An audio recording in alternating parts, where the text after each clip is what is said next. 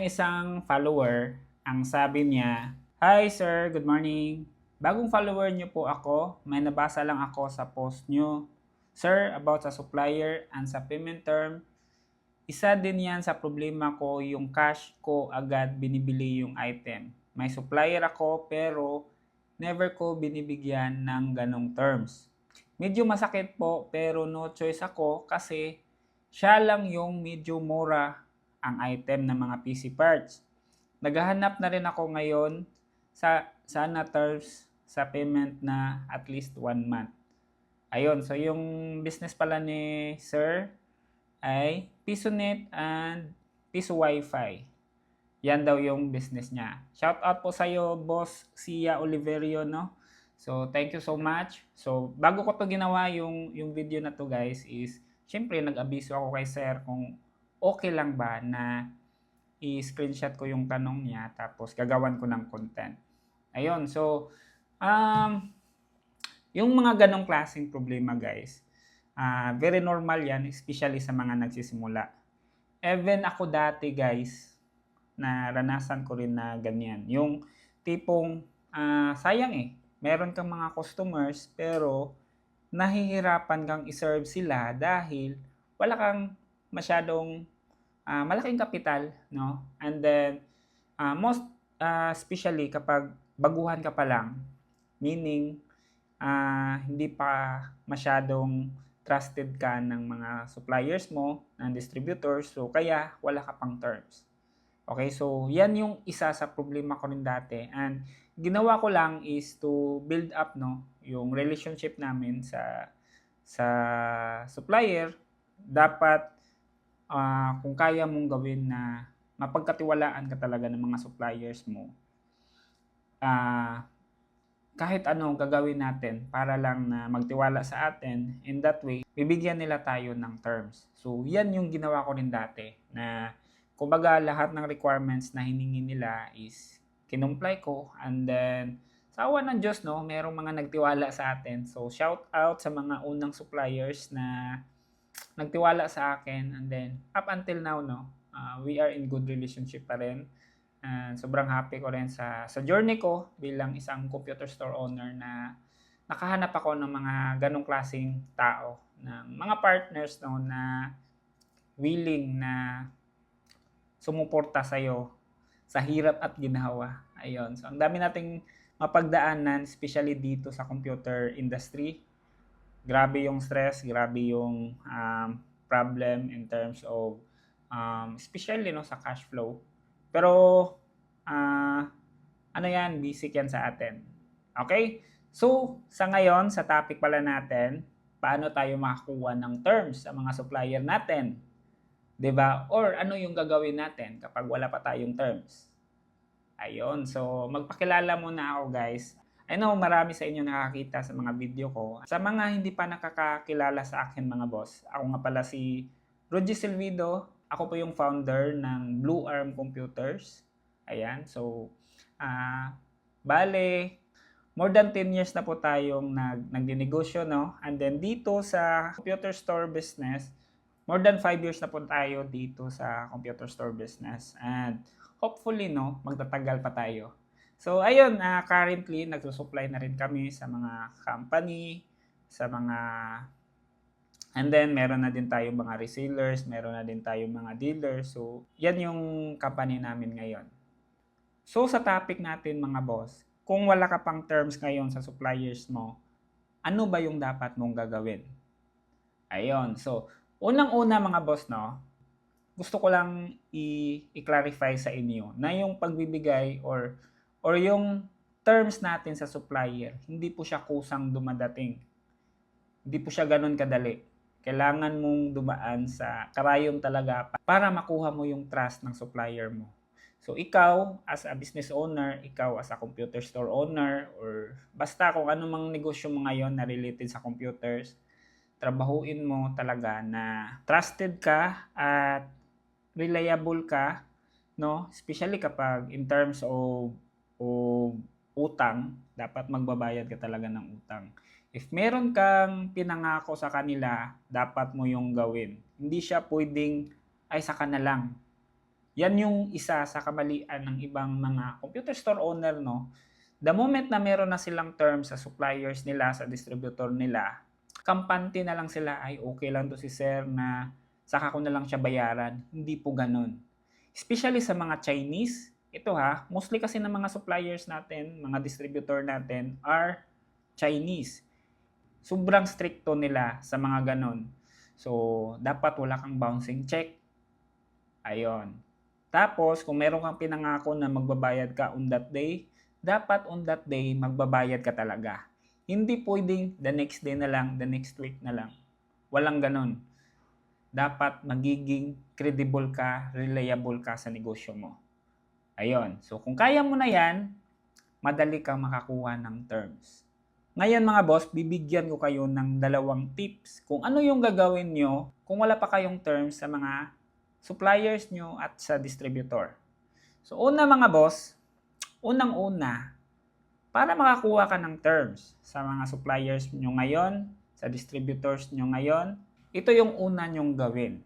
So kung marami kayo, kunwari meron kayong 5 suppliers in total sa company nyo, pumili ka ng isa dyan. Sa 5 na yan, pumili ka ng isa dyan. Tapos lahat ng orders mo sa company mo, doon mo i-order muna lahat dito sa isa. So kumbaga, ifo-focus mo sa kanya lahat. Lahat ng kukunin mong supply sa kanya lang.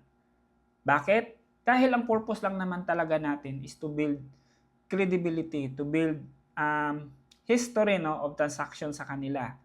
Ngayon, kailangan kanilang mapansin. Kailangan nila makita na ikaw, yung company mo, ay maraming orders. So, paano mo yan gawin? Kung hati lahat yung yung mga suppliers mo, sobrang dami nila. So, ngayon, pumili ka lang muna ng isa. Ito lang muna. Lahat ng supply mo, lahat ng kailangan sa negosyo mo, dito mo i-inquire lahat. Dito mo kukunin. Para mas mabilis kang makakuha ng terms dito. Ayun lang.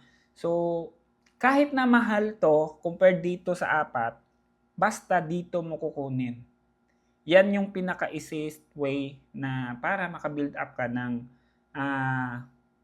mga transaction sa kanila. Ayun, so, normally sa mga suppliers, kailangan nating mag-build up ng relationship, maybe 3 months to 6 months, bago nila tayo bigyan ng terms, bago nila tayo papautangin. Ayun. So, within 3 months, kailangan consistent ka na dito ka kukuha lang. Ayos? And then, pangalawa, no, every time na meron kang kukunin dito, dapat cash mo lahat. Kung kaya mo mag-advance payment, mas maganda. Ayun. Kasi pag napansin nila, ay, ito si Roger Silvido, magaling to. Magaling na bata to dahil palaging nagka-cash. Alam nyo ba mga boss na yung mga Chinese, huwag nyo silang isipin na competitor. Yung mga Chinese talaga, iba sila mag-isip. Sobrang idol ko yan dahil the moment na nakita kanila, ito si Roger Silvido, sobrang lakas buminta, sobrang lakas, tapos cash payment pa. Ang galing magbayad ng bata na to. Ang galing magbayad. So, sa kanila niyan, opportunity din yan. Kasi nakikita nila yung sarili nila sa'yo. Na ano ka lang kumbaga gusto mo lang magnegosyo and then out of nowhere, no, it happened na medyo maliit lang yung capital natin. So yung supplier mo, siya yung tutulong sa'yo. Makikita niya kasi lahat ng transactions mo, ano yung mga problema mo. So dapat mo yung i-share sa kanya lahat. Lahat ng problema mo sa negosyo mo, doon mo iasa sa isa lang muna. Doon mo kukunin lahat. Ayos? Basta i-follow nyo lang yung advice ko. Kasi sobrang sobrang effective niyan. So, kunin mo dito lahat ng supply. Kahit na magkano yan, kunin mo lang dito. Kahit na sobrang mahal yan, importante lang, no? Kung kuha mo dito is nasa 1,000, syempre, add-on ka ng ng profit mo dyan. Kung walang profit, syempre, walang business doon. Pero yung punto ko lang is, kung dito, merong mas mura dito, pero yung focus kasi natin, gusto kong maka-terms ka dito ng mabilis. Hindi ka kasi makaka-terms dito kung kukunin mo pa yung supply dito, dito, dito. Wala, matagal yan. Yung pinakamabilis, kunin mo lahat dito. Ayos? Yun yung unang tip. Pangalawang tip. Paano mga boss kung nag-uumpisa ka pa lang? Kagaya ni Sir Sia Oliverio, sabi niya nag-uumpisa pa lang siya. So, most likely, hindi pa siya binibigyan ng terms ng supplier niya dahil, una, no, bago pa lang yung business niya. Pangalawa is, baka wala pa siya mga permits, wala pa siyang legal papers. So, problema kasi yan dahil requirement yan ng mga suppliers. Pangatlo, baka wala ka pang mapakitang bank statement, ayun, or credentials mo sa bank. So, requirement kasi yan ng mga suppliers. So, ito yung dapat mong gawin. So, ang dami ko nang ginawang vlog about dito na kung paano ka magnegosyo kahit na wala kang kapital. Kung hindi kayo naniniwala dyan, pues dapat yung maniwala. Dahil ginawa ko yan nung nag-start ako. And sa lahat ng negosyo ko, nag-umpisa yan ng either walang kapital or maliit lang yung kapital ko talaga. Okay, so dito, para mas maintindihan nyo mismo, dito sa computer business natin, hindi mo kailangan ng malaking kapital. Okay, uulitin ko, hindi mo kailangan ng malaking kapital. Hindi mo nga kailangan ng kapital. Okay? So, paano kaya yon, Sir Rog? Sobrang simple lang talaga yung concept. Every time na merong order sa'yo, magpa-down payment ka muna bago mo kukunin yung supply sa supplier mo.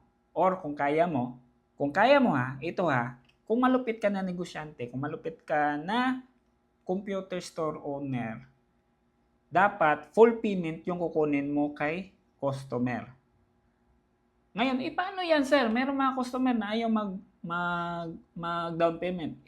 Yun yung problema. Kailangan mo yung gawin. Kailangan mo yung solusyonan. Yes, merong iba na ayaw talaga dahil for some reason, siguro security reasons, baka ma-scam sila. Pero out of 10 customer mo niyan, meron talaga isa or dalawa na magda-down sa'yo. Yun yung hanapin mo. Doon ka mag-focus. Huwag ka mag-focus sa problema mo. Ayun, so, for example, si Sir Sia Oliverio, sabi niya, ang business niya is PisoNet and Wi-Fi. Kung legit ka naman, nagpo-post ka online, and then, especially, no, kapag nakikita ka niya or kakilala mo yan, meron ka ng, merong trust yan sa'yo eh. 'Di ba? So, kunwari, mga kakilala mo or kaibigan mo or kapitbahay nyo. So, meaning to say, nakikita ka nila. So, sasabihin mo lang, boss, ganito, para ma-serve ko yung order mo, kailangan ko ng down payment. So, kung kaya nyo pong magbayad sa akin ng, kunwari, yung price mo is 20K. Ito kung 20K yung bigay mo kay customer, sir, kung okay lang sa'yo na magbayad ka para makuha ko agad yung supply kay supplier, bibigyan kita ng discount na 1,000. So, make sure na meron ka pa ring meron ka pa ring profit. Kunwari, yung total na kuha mo sa supply kay supplier is nasa 15K. So, at least meron ka pang 4K. Kita mo yun? Kailangan ba yun ng kapital? Hindi, di ba? Yun yung gawin mo. Pre-order lang yung style niya na bago mo yun kukunin sa supplier mo is magbayad muna sila sa'yo. So, yun yung dalawang technique na ibibigay ko sa inyo. Unang-una mga boss, para makakuha ka ng terms is dapat i-focus mo lang lahat ng requirement mo, lahat ng supply ng business mo, kunin mo lang sa isang supplier. Tansya ko, within 3 to 6 months, meron ka ng terms sa kanya. Yun yung una. Pangalawa is dapat magpa-pre-order ka. Ayan. So, dapat bayad sila muna bago mo i-serve. Kung hindi mo man yan makita sa 100 clients, so baka ika-101 clients mo, magbibigay yan ng bayad. Doon ka mag-focus. Huwag ka mag-focus doon sa first 100 clients dahil hindi yun sila solusyon sa problema mo ngayon. So, bakit ko ba ito sinishare sa inyo? Isa sa pinaniniwalaan ko mga boss, no, na dito sa computer business natin at sa lahat ng klaseng larangan ng negosyo, isa sa pinaka-importante ay ang pag-build up ng relationship. Again, isa sa pinaniniwalaan ko na para lumaki yung business natin, kailangan mong mag-build up ng relationship. Sa customer man yan, sa bangko man yan, sa suppliers man yan, importante talaga yung relationship.